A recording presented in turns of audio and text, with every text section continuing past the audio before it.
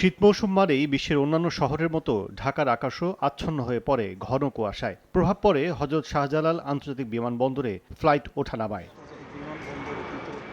সন্ধ্যা থেকে সকাল পর্যন্ত কুয়াশার ঘনত্ব বেশি থাকায় কমে আসে পাইলটের দৃষ্টিসীমা।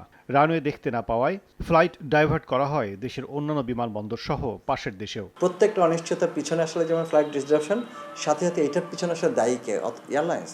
আমি বলবো যে কোনোভাবেই এয়ারলাইন্স দায়ী না, সেখানে এয়ারপোর্ট অথরিটি। কারণ এই এয়ারপোর্ট অথরিটি আমাদেরকে পরিচালনা করার জন্য যেসব ফ্যাসিলিটিস এটা কমিটেড, তারা কমিটমেন্ট, সেই জায়গাটা তারা ফেল করছে এবং যেটার ক্ষতিগ্রস্ত হচ্ছে এয়ারলাইন্সগুলো ডিরেক্টলি।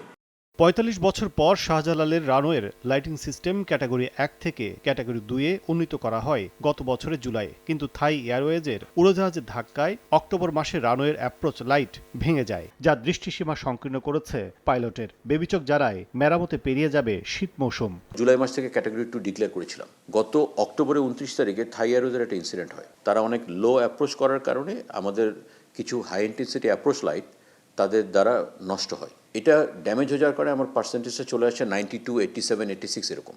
তো এটা আমাদের অলরেডি টেন্ডার আমরা থ্রো করেছিলাম, টেন্ডার প্রক্রিয়া সম্পন্ন হয়েছে।